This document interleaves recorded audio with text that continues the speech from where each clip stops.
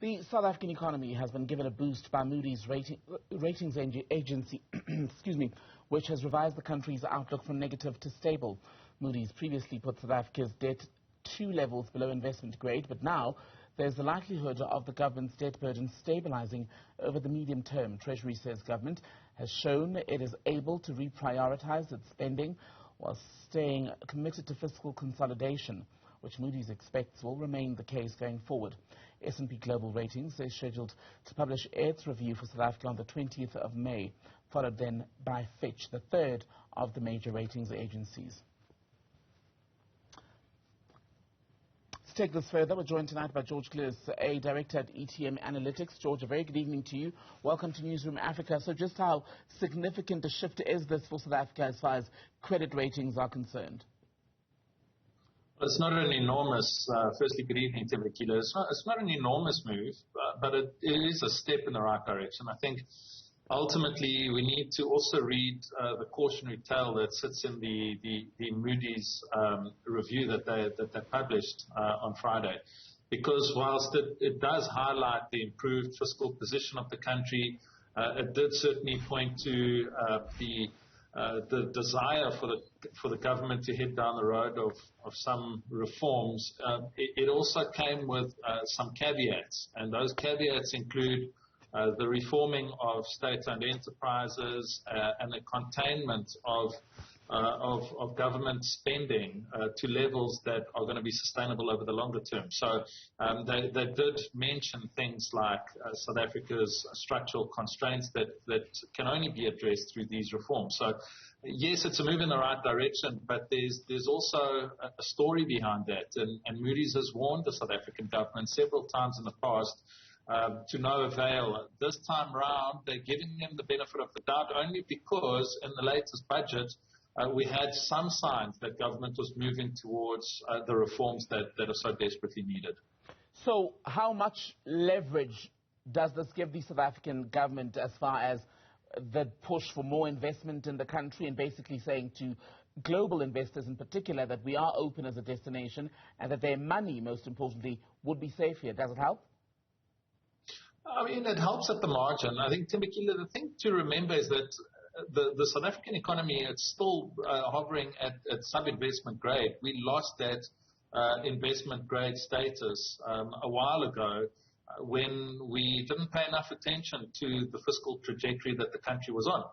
So for a number of years, and you can go back through the course of the past decade where there's been steady slippage in things like our budget deficits and our debt to GDP. If you think back to the days of Trevor Manuel, when he was finance minister, we had debt to GDP ratios closer to 25%. Now we're talking about the same debt to GDP ratios topping out at 80%. It gives you a very firm sense, through the Zuma era and when we had Pravin Gordhan as finance minister, not enough was done back then to stem the tide of increasing debt. And so now we're sitting in a far more fragile position, which was, by the way, mentioned in this Moody's report, to warn the South African government that these reforms are absolutely needed and that they do need to contain their expenditure, that they do need to try and bring debt to GDP ratios lower. If they do, we go back into investment grade. It's going to take several years for that to happen. But it's when we get back into investment grade that we can really start to meaningfully talk about attracting foreign investment. So there's some work to do. There's a lot of work to do. This at least tells us that we're not on a constant path of deterioration that we've been on in recent years and that we're at the very least stabilized. But that's not good enough. We need to get it moving back up in the right direction. That's going to require a lot of political will to implement the kind of reforms needed to generate the growth that this country so desperately needs. Do we then need, George, all three of the major credit ratings agencies to give the same sort of change, improvement that is, or is the word of Moody's at this point enough? Not enough. You need at least 2 out of the 3 to start moving in the right direction, and 2 out of the 3 to put you back into investment grade before you classify as investment grade. But at this stage of the game, we've been sliding for so long. We'll take these small wins, and they do offer some relief. And it comes at a time when things are looking a little bit better in South Africa in the sense that South Africa as a country has been one of those that has actually benefited weirdly through a time of geopolitical risk. In fact, it's worked in South Africa's favor because commodity prices have risen. That tends to boost the performance of the mines. The mines tend to pay more tax. The state coffers look a little bit better, and the whole system starts to stabilize. But we need to get ourselves ready for a time when commodity prices aren't high, when the mines aren't making those kinds of supernormal profits, and when the tax coffers are going to be a little bit more under pressure. So there's a lot of reforms needed. It's only once those reforms are implemented that we put ourselves into a far more resilient position where we can meaningfully start talking about ratings upgrades. Just remember, we're now at stable from negative. We're then going to positive before you get an actual ratings upgrade. So just on that point, you mentioned the gains that South Africa has had from some of the geopolitical uncertainty. The invasion of Ukraine by Russia, to an extent, has also had an impact on commodities and the markets more broadly in the last month or so.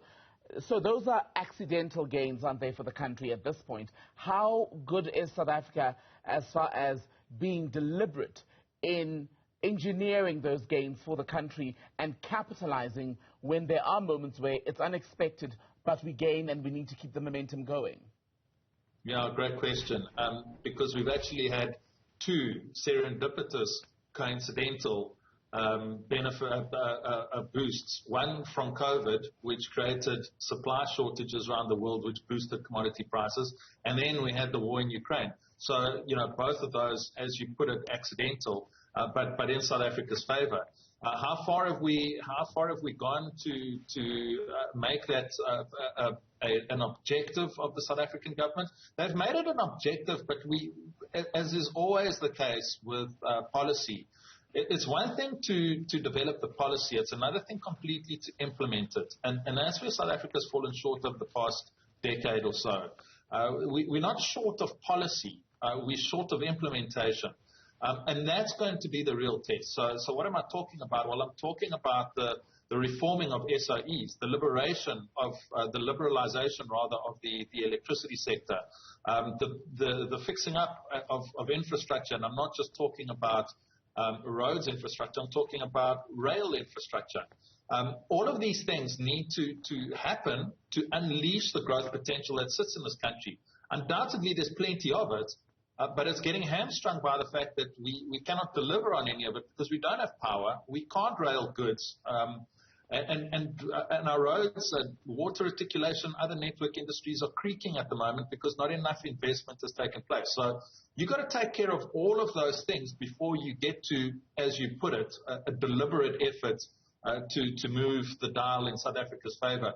Right now, we've been given a serendipitous boost. That's the only way I can describe it, because it hasn't happened because South Africa did anything in particular that was right. It's more that we were the right country in the right place at the right time to take advantage of a crazy couple of global events that hopefully we never get to see again. George Glynos, so good to speak to you. George is Director at ETM Analytics. Thank you for your time tonight.